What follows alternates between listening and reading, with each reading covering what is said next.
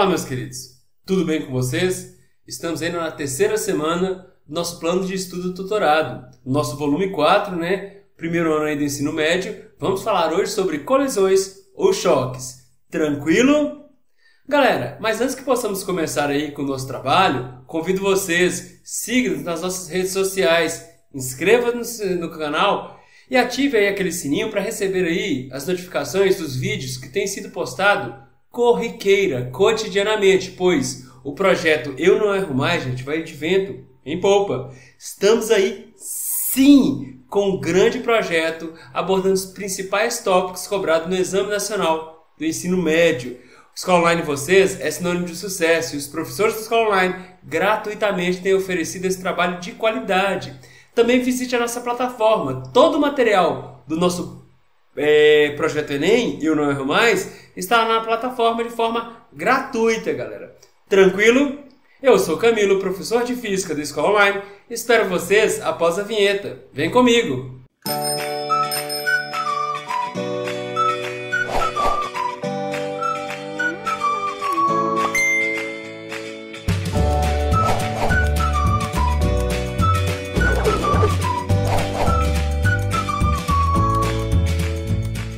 Pois bem, impulso de uma força constante. Mas professor, nós já não falamos isso lá na primeira semana? Sim, mas temos que retomar, porque o estudo de colisões e de choques envolve impulso e quantidade de movimento.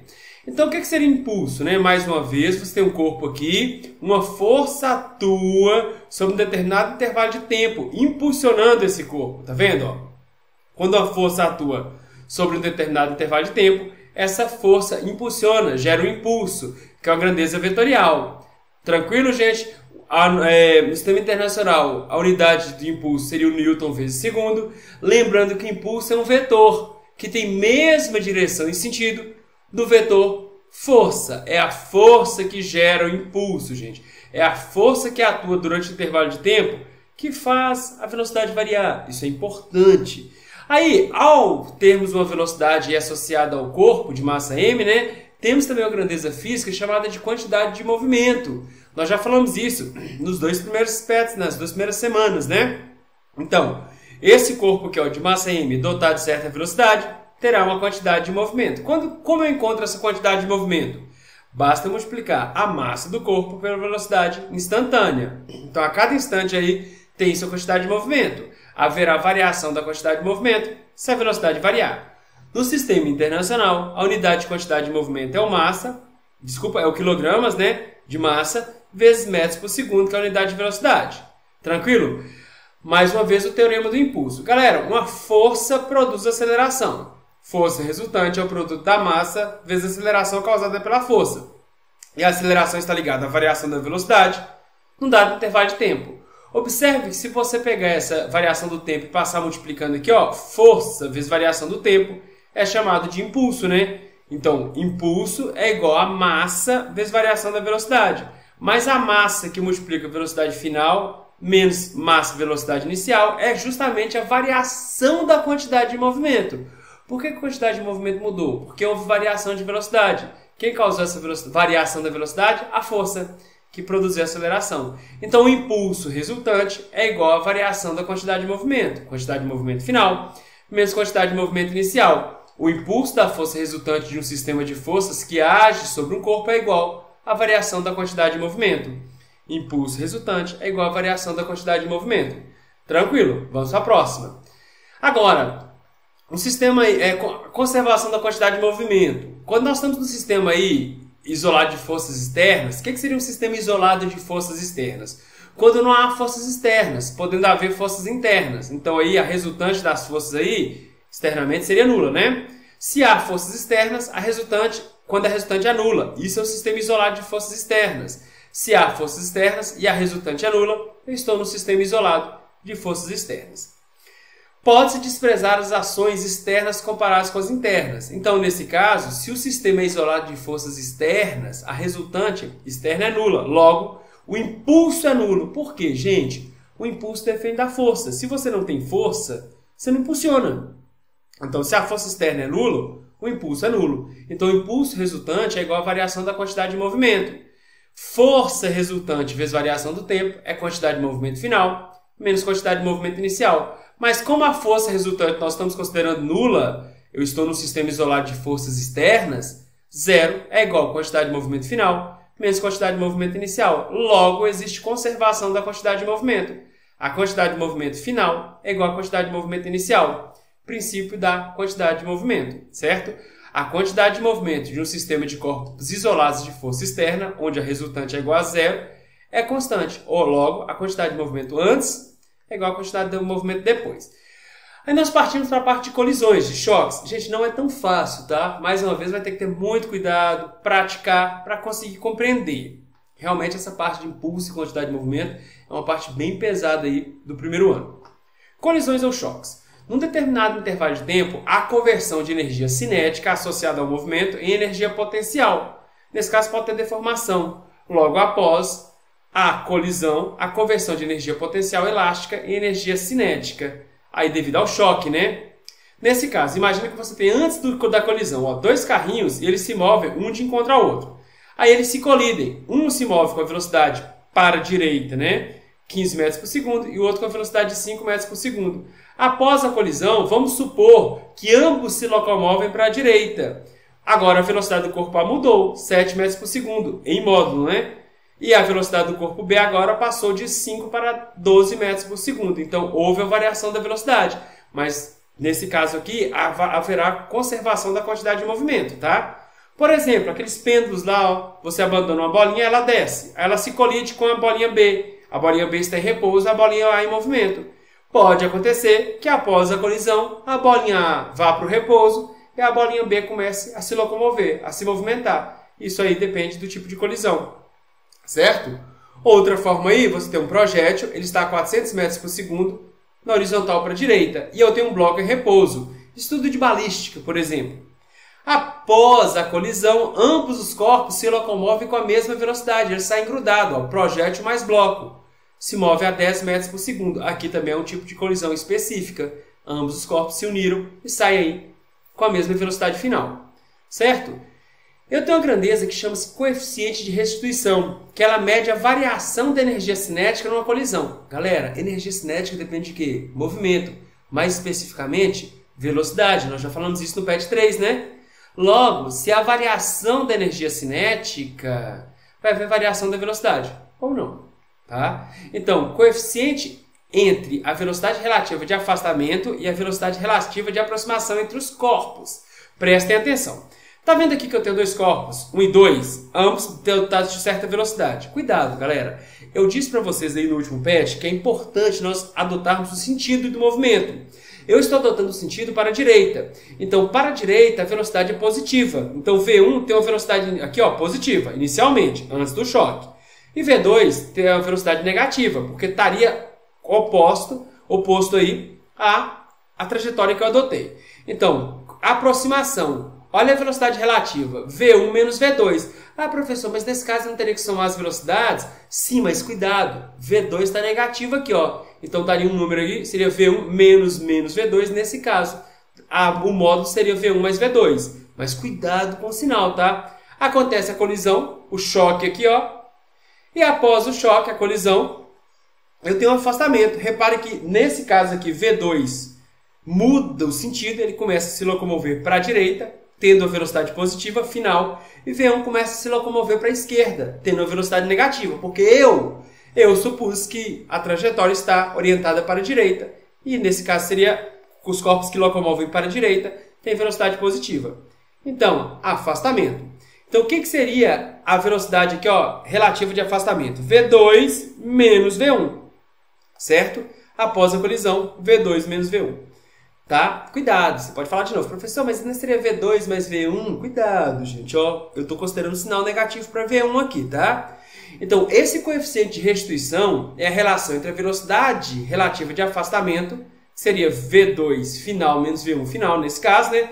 Dividido pela velocidade relativa de aproximação, V1 menos V2, okay. Certo? Isso seria nosso coeficiente de restituição. E sabendo trabalhar, ele nos ajuda muito. Vamos partir para o primeiro tipo de choque. É um choque elástico, um choque perfeitamente elástico. Tá bom. Eu tenho dois corpos antes da colisão. VA a dotada de uma velocidade VA e a velocidade BB pertencente ao corpo B. Beleza, eles se colidem. Após a colisão, repara que eles mudaram o sentido do movimento. Olha o meu referencial. Estou adotando que para a direita é positivo. Então, antes da colisão, a velocidade A é positiva. Após a colisão, a velocidade A é negativa. Antes da colisão, a velocidade B é negativa, porque está oposta à trajetória adotada. Após a colisão, a velocidade B seria positiva. Aí, gente, um tipo de choque perfeitamente elástico.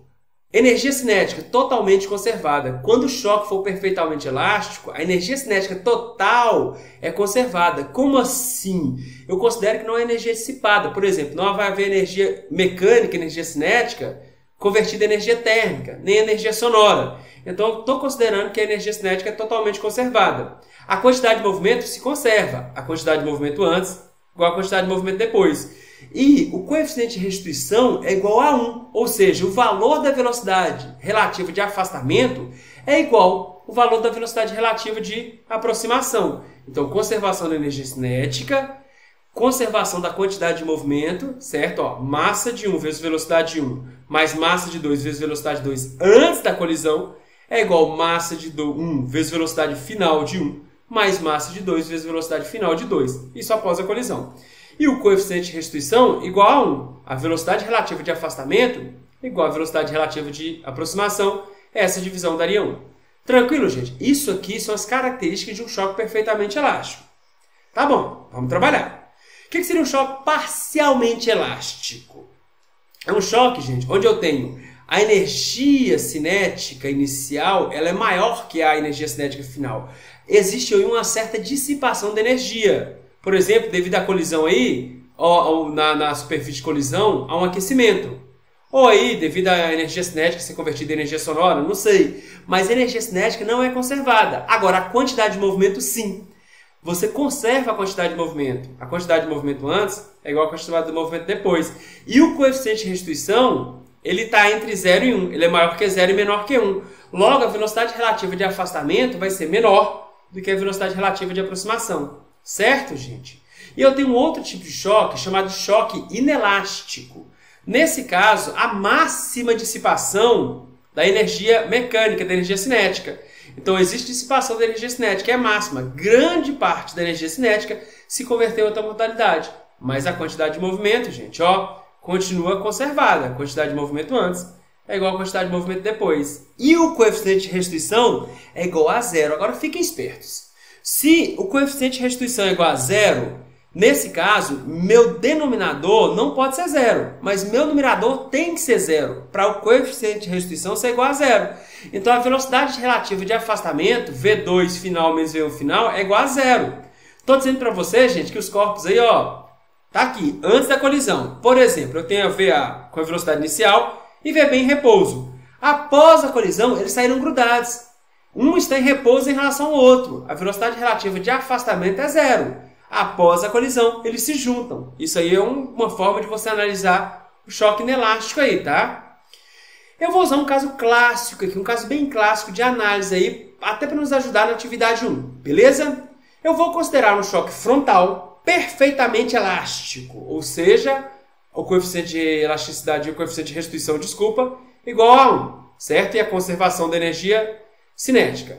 Corpos de mesma massa, tá bom? Então vamos lá para o choque perfeitamente elástico. A energia cinética totalmente conservada, conservação da quantidade de movimento, o coeficiente de restituição igual a 1. Beleza. Então a situação é essa, ó, eu estou supondo, tá? Eu tenho um corpo A com a velocidade inicial V0 e um corpo B em repouso, antes da colisão. Eu estou assumindo que B está em repouso. Eles têm a mesma massa. O que eu garanto para vocês é que existe conservação da quantidade de movimento. É quase uma receitinha de bolo. Primeiro passo, a gente garante isso. Quantidade de movimento antes é igual a quantidade de movimento depois. Então, a massa M vezes velocidade inicial de A, mais massa M vezes velocidade inicial de B, é igual a massa de A vezes velocidade final de A, mais massa de B vezes velocidade final de B. Lembrando que eu considerei as massas iguais. Gente, a velocidade inicial de A eu chamei de VA ou V. A velocidade inicial de B eu falei que é 0. Tá vendo? Então eu já entrei com 0 aqui, ó. A velocidade final de A VA', né? E a velocidade final de B, VB'. Então eu posso ter uma primeira equação, ó. Posso cortar as massas, porque aqui eu posso colocar em evidência, né, um fator comum aqui, nesses quatro monômios. E aqui eu tenho que a velocidade final de A somado com a velocidade final de B é igual à velocidade inicial de A. Então, a velocidade inicial de A é VO. A velocidade inicial de B é zero. Se eu somar a velocidade final de A mais a velocidade final de B, ou seja, após a colisão, isso vai ter o mesmo valor que a velocidade inicial de A. Tranquilo. Só que aí eu tenho uma equação e duas incógnitas. Eu não consigo resolver do sistema. Mas eu sei que o coeficiente de restituição é igual a 1. Eu estou considerando um choque perfeitamente elástico. Dá para montar isso aqui, ó. Coeficiente de restituição seria a velocidade final de B após o choque, menos velocidade final de A após o choque, né? Dividido pela velocidade inicial de A mais a velocidade inicial de B. Nesse caso, galera, a velocidade inicial de B é igual a zero. Então, me sobra VA aqui, ó, no denominador. E o coeficiente de restituição é igual a 1. Então, eu posso dizer que a velocidade final de B menos a velocidade final de A é igual à velocidade inicial de A. Olha a minha segunda equação. Tenho agora duas equações e duas incógnitas. Basta eu montar um sistema. Velocidade inicial de A, final de A, mais velocidade final de B é igual à velocidade inicial de A. Velocidade final de B menos velocidade final de A é igual à velocidade inicial de A. Repara que eu posso somar aqui, ó. Eu vou cortar esse cara com esse, ó. Velocidade final de A menos velocidade final de A. Então, duas vezes a velocidade final de B é igual a duas vezes a velocidade de A. Então, presta atenção. Eu estou falando para vocês que, ao final, o corpo B saiu do repouso e está se movimentando com a velocidade inicial de A, que seria VO, né? Então, a velocidade final de B é igual à velocidade inicial de A. E se eu pegar a equação aqui e substituir velocidade final de A mais velocidade final de B é igual à velocidade inicial de A, eu posso falar que velocidade final de A mais velocidade inicial de A, que é igual à velocidade final de B, é igual a VA. Se eu fizer isso aqui, eu verei que a velocidade final de A é igual a zero. Galera, reparem, eles só trocaram de velocidade. Inicialmente, A tinha uma velocidade VO e foi para zero, que era a velocidade inicial de B. B tinha uma velocidade nula e agora tem uma velocidade VO, que é a velocidade inicial de A. Só houve uma troca de velocidades, certo? É o que acontece muitas vezes, vocês já viram aí, gente, ó? Naqueles pêndulos, né? Você puxa uma bolinha e abandona, aí sobe uma bolinha. Só que o sistema lá não é conservativo. Você puxa duas bolinhas e abandona as duas. Aí sobem duas bolinhas. Só trocam de velocidade. Seria a mesma massa, né? Se eu tenho duas bolinhas, depois sobem também a mesma massa. Duas bolinhas. É o que acontece naqueles pêndulos lá. O famoso pêndulo de Newton, tá? Por que eu fiz isso, gente? Primeiro, porque é uma questão muito clássica, tá? Isso ajuda muito aquela análise anterior a você ganhar tempo em prova. Segundo, para pensarmos na atividade 1. O que me diz a atividade 1? Um garoto brincando de bola de gude com seu colega executou uma jogada e percebeu que, ao lançar uma bola A com velocidade VA na inicial, né, contra a bola B de seu colega, a qual se encontrava em repouso, o seguinte fenômeno aconteceu imediatamente após a colisão entre as bolas. Então, A tem uma certa velocidade, VA, e B a velocidade nula. A bola ficou parada, enquanto a bola A ficou parada após a colisão, enquanto a bola B adquiriu a velocidade VA. Ou seja, B agora pegou a velocidade de A para ele. Certo, galera? Essa situação pode ser representada através da figura acima. Sendo 1, a situação antes das bolas colidirem e 2, a situação após a colisão. Considere que essa observação só seria possível num plano horizontal, sem atrito. Sistema conservativo. É correto afirmar que a colisão é inelástica? Não, eu estou aqui, ó. Colisão frontal, perfeitamente elástica, eu estou considerando corpos de mesma massa, tá? Mas a colisão é inelástica? Não, é uma colisão elástica. A energia cinética se conservou? Nós sabemos que é uma colisão perfeitamente elástica.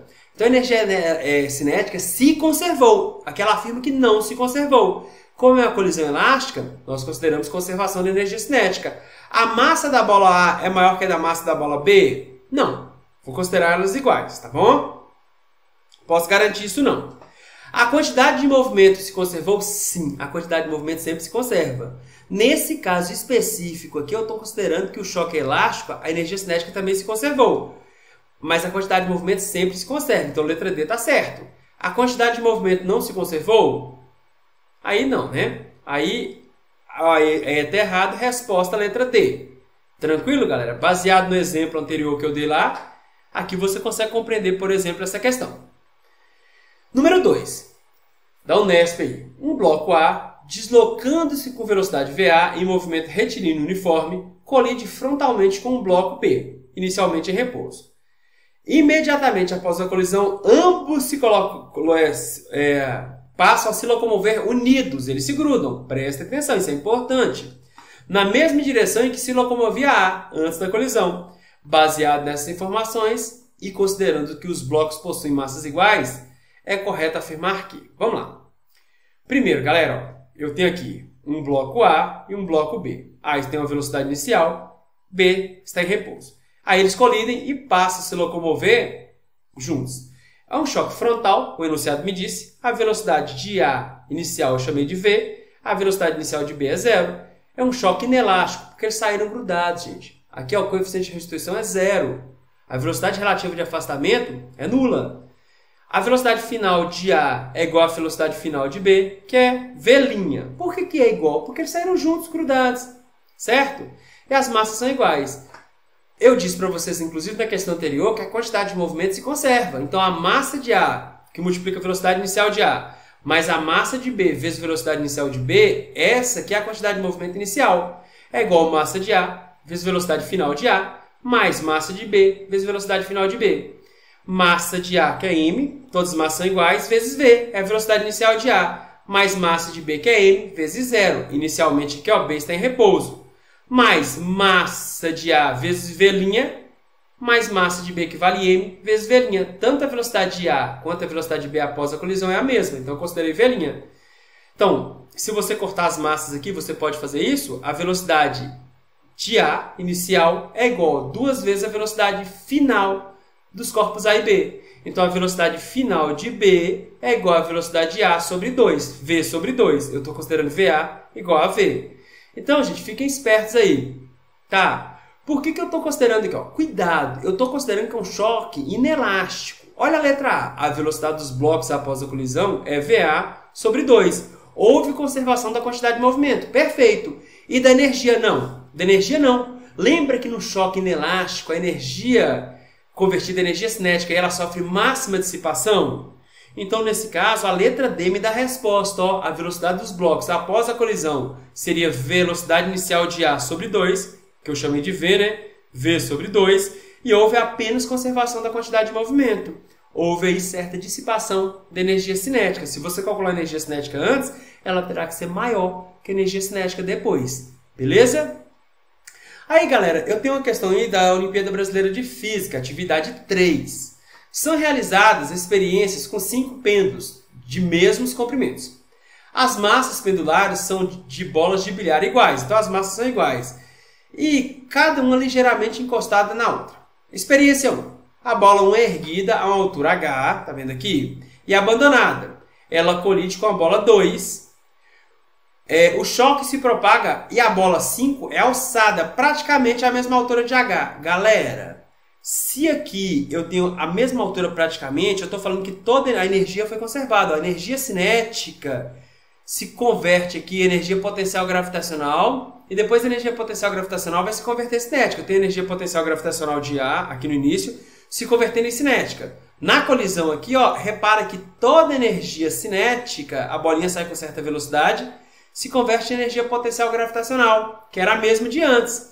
Então aqui eu tenho um sistema conservativo, tá? Então aqui eu tenho um sistema conservativo. Eu estou falando que o choque é perfeitamente elástico, o choque é elástico. Agora as bolas 1 e 2 são erguidas conforme ilustrada a figura e abandonadas. Ilustrada na figura, né? E abandonadas. Elas caminham juntas até a colisão com a bola 3. Perfeito. O que vai acontecer? 2 estudantes, Mário e Pedro, têm respostas diferentes com relação à previsão do que irá ocorrer após a propagação do choque.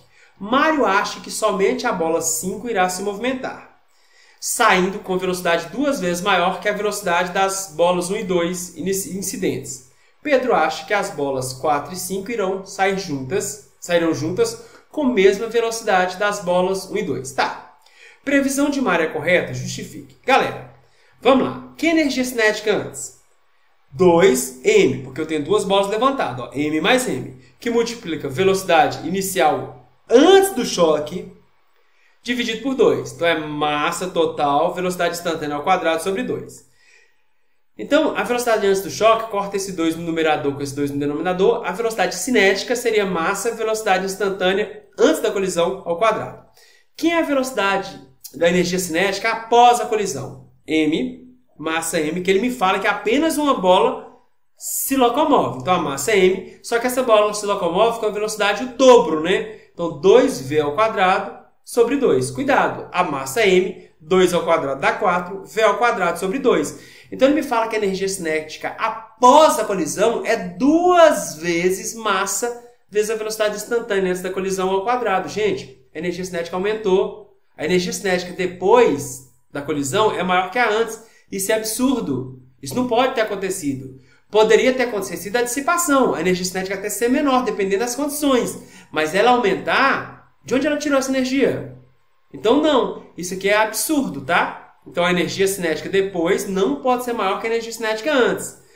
Aí, qual é a previsão de Pedro? Ela está correta na letra B? Com a energia cinética antes, nós já vimos, ó. Massa, 2 vezes a massa, porque eu tenho 2 bolinhas suspensas. Velocidade instantânea ao quadrado sobre 2. Então, a energia cinética antes da colisão seria massa, velocidade instantânea ao quadrado. E energia mecânica depois, energia cinética depois. Massa, 2 vezes a massa, porque Pedro ele fala que as 2 bolinhas finais aqui, ó, 3 e 4, vão se suspender. V instantânea ao quadrado, né, sobre 2. Então, a energia cinética depois, também massa, vezes velocidade instantânea aí de colisão ao quadrado. Então, a energia cinética antes é igual a energia cinética depois. Colisão perfeitamente elástica. Certo? Lá nós vimos que a energia mecânica lá, né? Energia cinética lá no enunciado anterior, ela se conservava. Porque você tinha energia potencial se convertendo integralmente em cinética, depois cinética se convertendo na mesma potencial anterior, porque a altura era a mesma. Então ali eu tenho um sistema conservativo. Então nesse caso, a colisão é perfeitamente elástica, tá bom? Tranquilo, galera? Então Pedro está com a razão. Pois bem, galera, chegamos ao final da terceira semana, 50% do PET vencido. E convido vocês, sigam-nos aí nas nossas redes sociais e participem do projeto aí Eu Não Erro Mais, Enem, Escola Online de vocês. Temos as aulas todas gravadas, basta buscar na plataforma www.escolaonline.com.br. Meus queridos, espero vocês na semana 4. Até logo!